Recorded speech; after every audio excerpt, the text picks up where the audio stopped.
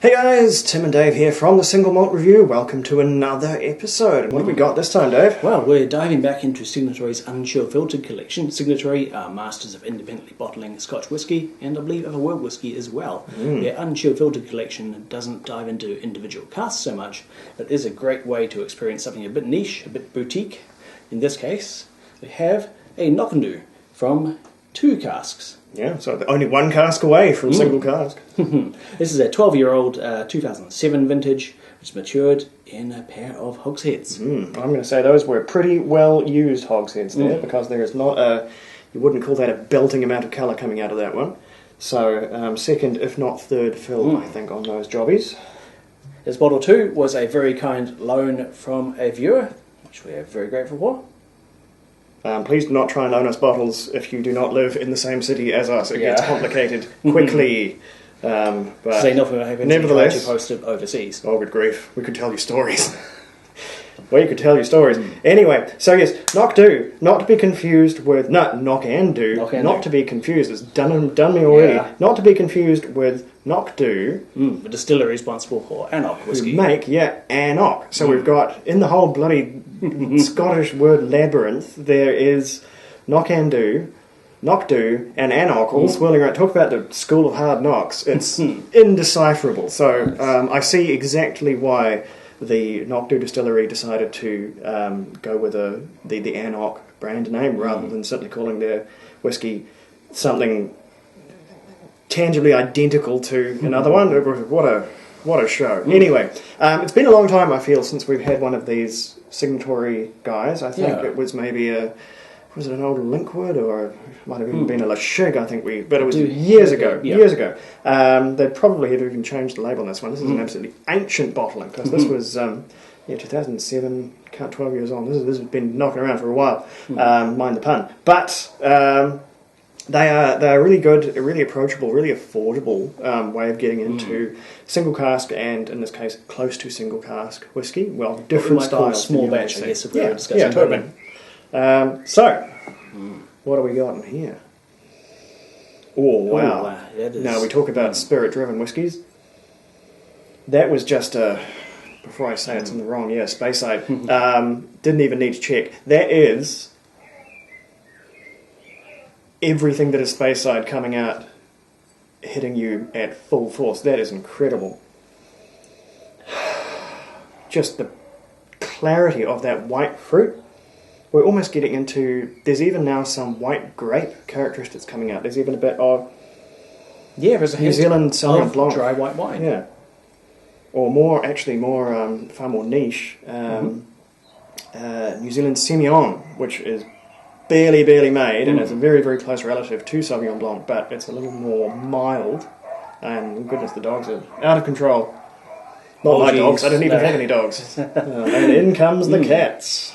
Apologies if any of that came through on audio. There is some local wildlife getting belligerent, it sounds like. Right. Here's Mingus looking very concerned. Never mind. No, he's going back out to fight them.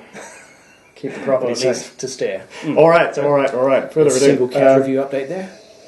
So huge Speyside on the nose there. Understandably not a lot of oak characteristics, so the honey and the sort of coconut, the other things you normally get out of bourbon, pretty absent here. It's really all about that fruit, because there it is largely spirit driven. It's a full 12 years old, so we're getting a lot of developed characters coming along with that. I have overthought this. Are we sure these are actually... I assume bourbon hogshead because of a colour, right? Because it doesn't actually say, but we can assume after 12 years that colour. Well, we can do some whiskey maths, because they have gotten. Oh no, this is bottle number 528. Yeah. But assuming that's around about what they got, that's about 2 hoggies. Yeah. Little over 250 litres a piece. Where you go. If these were butts, you'd get. There'd be bangers. Sherry hogshead thing, more, just a rarity, I guess. Dwindling rarity. My favourite cask, the sherry hogshead. They just do not get made anymore. Never mind. So on the palate here, I think we are getting some cask now. We're getting a bit of bourbon coming through. Yeah, it's a thin and light body, but it's quite a bit of heat. There's some good chili on there, bit of jalapeno. A bit of white pepper catch on there, I think. A good bit of beeswax, some waxy fruit, lots of just waxes generally. Yeah, there is a bit. It could be a waxy distillery character, a bit like a Klein Leash kind of a deal going on. Yeah. I have admittedly scant to no knowledge of Knockando malts. They make a 12-year-old, which I don't think I have ever knowingly tasted. So yeah, I'm kind of in the dark as to what we should be expecting here. So we're just going to have to go off from the hip. Yeah, good honeycomb and beeswax. They're a bit of white fruit. But yeah, for spirit-driven whiskies, which we've encountered in the past, this one really does have quite a lot of body, though it smells very, very clear, and there's quite a rapid nose on it. The palate sticks around a bit longer. It is pretty full, quite well-rounded, and I think it is that waxy, oily character that's giving it the legs to hold on and stick around. It's interesting. I'm finding the body quite thin. It's got quite I suppose, watery feel, but it does have flavours of fruit waxes and beeswax. Yeah. And those flavours are sticking around. Amongst that white fruit, which is still absolutely there and in force, there's a lot of ginger on here now. I had to think about it for a second because I've just been cooking with ginger, so it might have just embedded itself in my nostrils. But no, there's definitely ginger here, and it's quite a peppery ginger. It's meshing in with that hot catch, which is, as I drink more of this whiskey, it's actually becoming more and more apparent that there is really quite a white pepper grab on this one. It's quite it's a real little... Where else do you get pepper? People say they get pepper in Talisker, which is a completely different whiskey, but people say that's got a sort of a chili catch to it. We've had peppery notes on whiskies before. I can't pick any off the top of my head, but it's definitely a tasty note that's come up. So yeah, interesting bit of spice in there. Yeah, it's a kind of like a slow burn, but it's really releasing over time. That can be a thing with like refill bourbon, is that you get a lighter bodied whiskey, but over time you get a real surprising richness of character. Some really unique flavours start to emerge. Yeah. This is pretty surprising. I expected something much more sort of standoffish and kind of lilting in its character. This is pretty robust and energetic, especially on the palate. Not so much on the nose. The nose is a little disarming.